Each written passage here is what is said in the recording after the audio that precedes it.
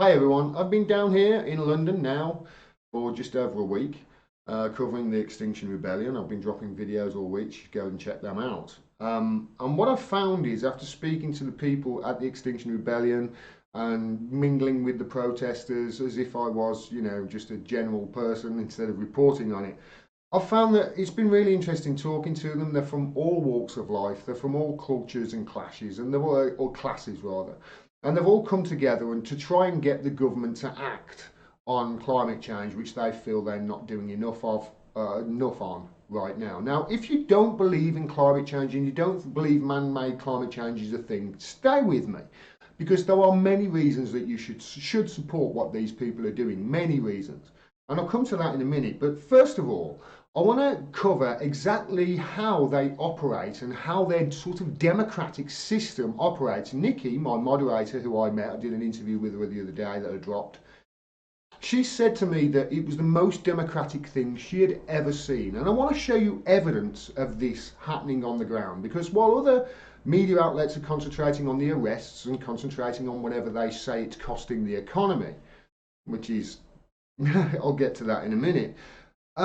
Nobody is concentrating on A, what their real message is, and B, how they operate and how they can organise so quickly. So this is just after the police had stormed the boat that was in the middle of Oxford Circus, and they wanted to get rid of this boat, and there was an extra 200 or 2,000 police shipped in, etc, etc, and it was a nonsense. I covered it. It really was a giant waste of time. I'm going to show you exactly why, because they stormed in and went around the boat and sort of like, yeah, we got control of the boat, and then they took it away hours later. It must have cost them a fortune. But this is what happened immediately after, because there was a woman who stood up, and there were a few people who stood up, they're sort of like elected, I don't know, supervisors, if you like. And they were basically telling to people to split into groups of 6 or 7, and then each person try and come up with an idea as to what happened to happen next to stop this crane coming in to take the boat away and how to disrupt it all. And I want to show you her speech. She's only a short, just part of her speech and just part of what she was saying. Take a look. Somebody is speaking. I would encourage you all not to think, how do I respond to this? What am I going to say? What's my choice about this? But just pay all your attention to what they're saying. You think you can do that?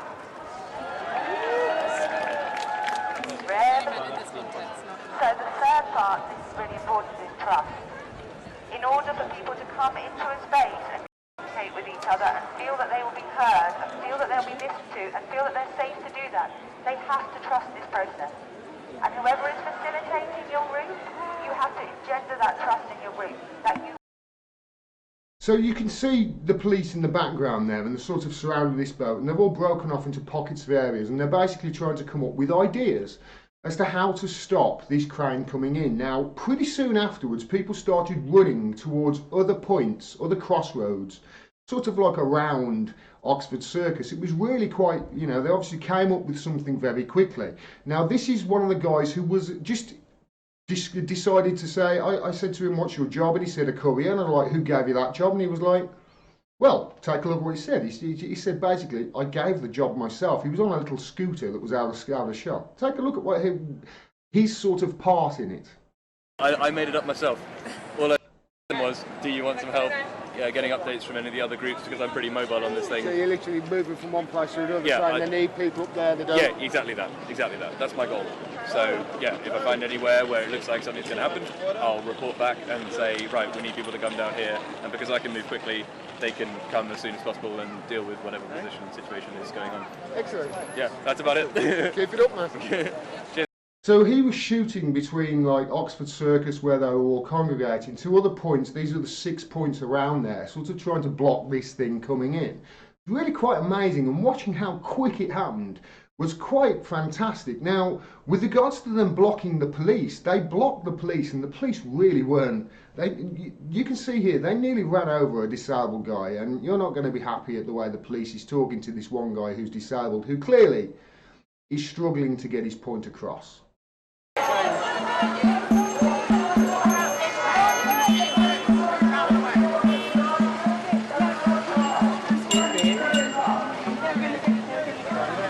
can see the guy on the ground there, just out of shot, is a police vehicle. And the guy's sitting down there trying to block the police vehicle that has actually got some people that they're arrested. You can see there, the police vehicle is backing up, so I'm chasing the police vehicle.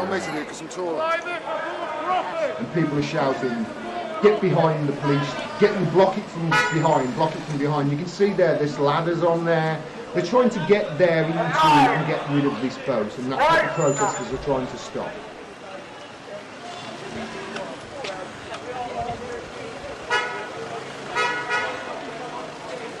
There's a guy in the wheelchair. It's non-violent.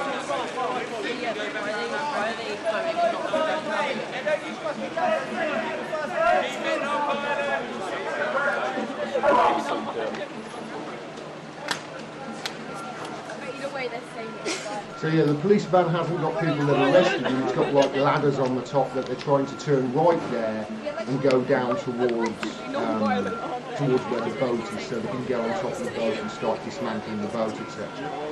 Now watch this, they just run into this guy, this disabled guy, they run into him. There's a man in a wheelchair behind you.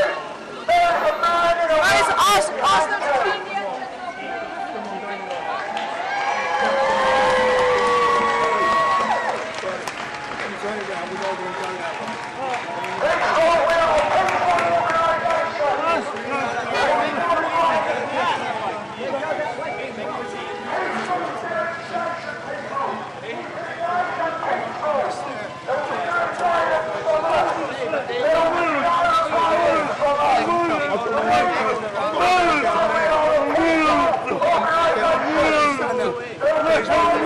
We're going to go in the opposite direction anyway, guys. Thank you very much. Going to go that way.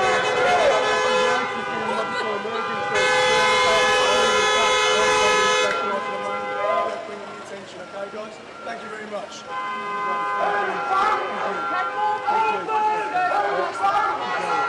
Send a guy to medical emergency.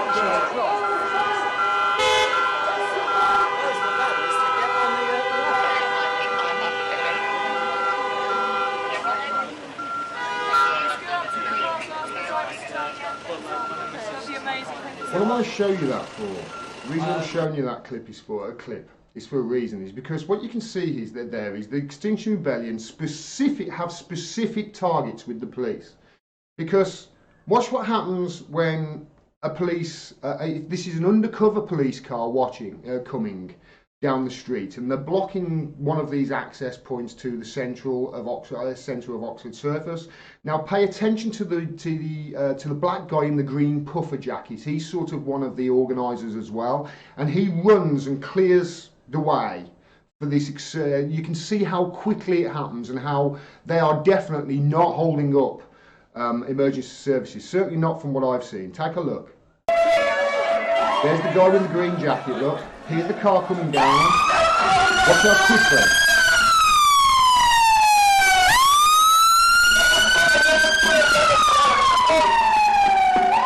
So you can see there, even though they're blocking the road, if an emergency service vehicle comes down, they are so quick, they don't hold it up at all. And now, what I want to show you is the people's reaction. Because although many people I've seen in the media are talking about the disruption, and they're talking about, oh, one side says it's this and one side says it's that. No, it's not. That's bollocks. That's fair and balanced shit that the BBC and that the Guardian, etc. are pulling on you. It's 90% supportive from people and 10% dickheads. That's what it is. And it just so happens that the 10% dickheads are the ones that are being heard by the media, because that's the, that's the class that they're in. So this is what happens. Now they had timed, they would block a road for 10-20 minutes, and then they would go, okay, we'll let all the traffic through, but obviously we won't let police through. And all about trying to block this access to Oxford Circus. Now it's important to remember here, none of this disruption would be going on if it wasn't for the police messing about with this boat, right? Getting rid of this boat was pointless, as I proved, because even though they got rid of the boat, it didn't stop anything. They were still protesting there the next day, and they moved off a day after anyway. So the police closed down all those shops and did all that exercise for absolutely nothing. And here's how the people react to them after they've been held up in traffic for 10, 20 minutes at a time. Take a look. Clear the road.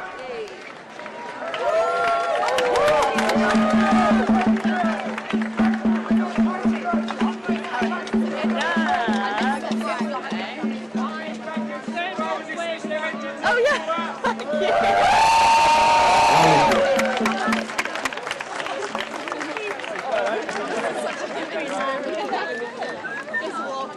We're just waiting for the lights to turn green now before the cars go.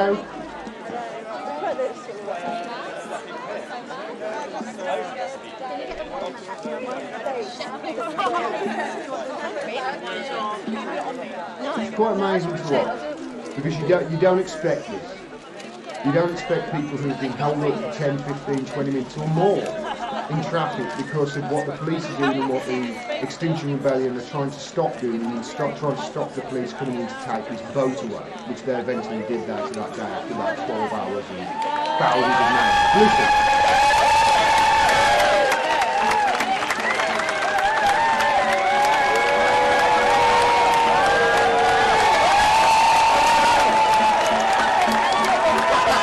Hanging out his windows, taking pictures, applauding and beeping as they're going past, and the people are applauding them.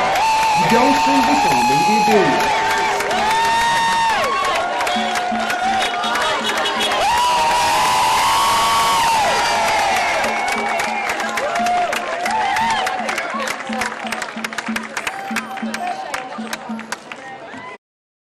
And then they obviously went back in the road, and then, you know, after letting all the cars past, they went back in the road and blocked the access for the police again. And this is what they were doing, and this is how quickly they were reacting to what the police were doing because of the way they have constructed this sort of democracy. It really is fantastic to watch. I can't stress that enough. The way that it's constructed, the way they listen to each other intently, the way everybody's voice is heard. It's fantastic. Now, there's some stuff in there that I don't like. They're on about doing that when they're applauding or...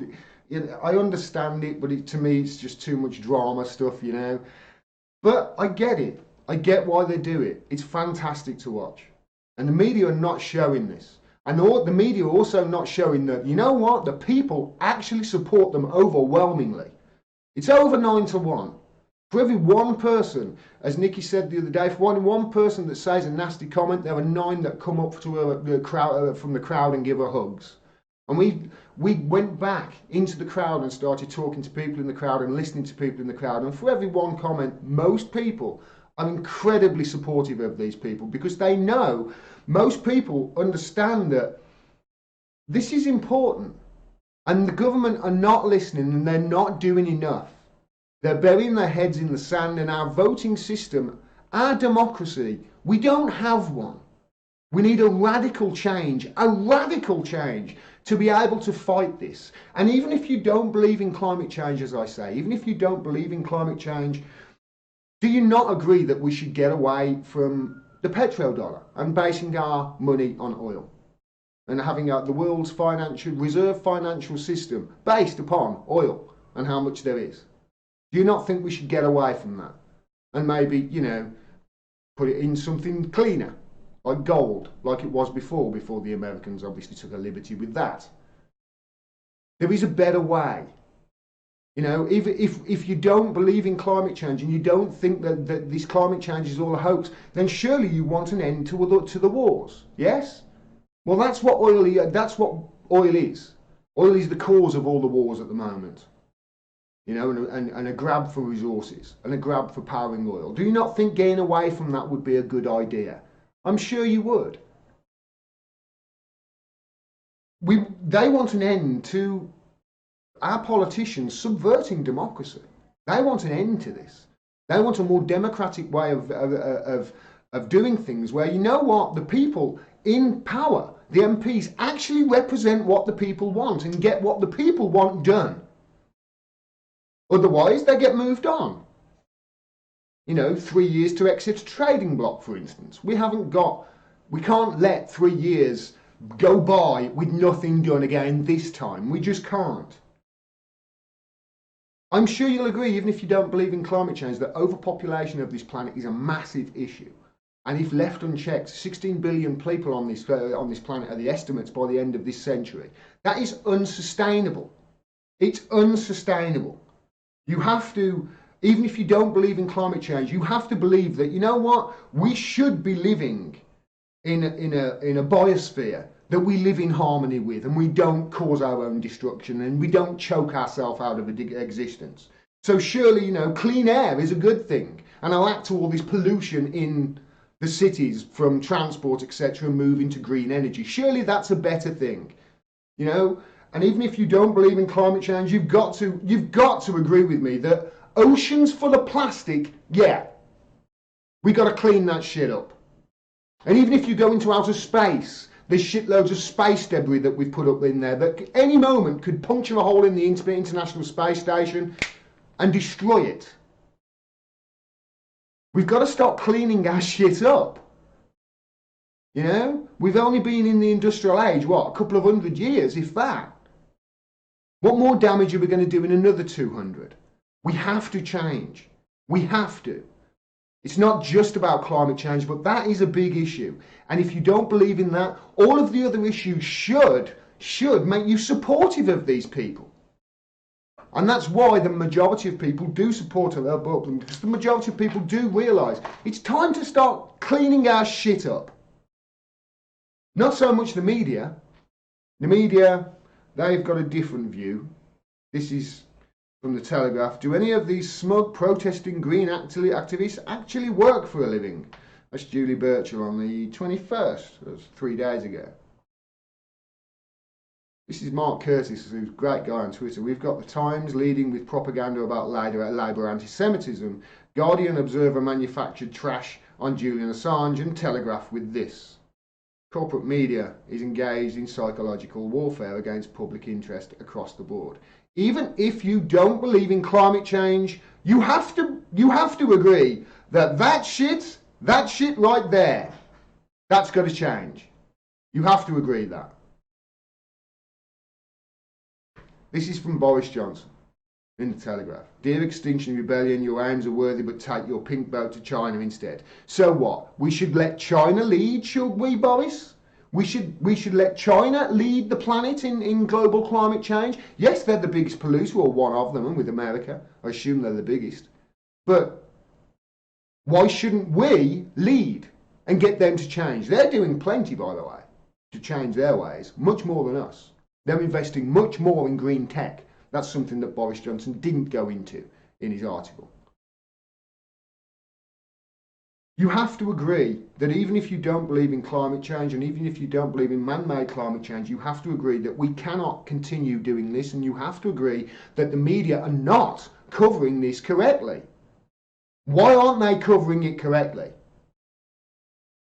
Is it because they think it's bullshit too, or is it because they're scared that this will actually impair on them the worst?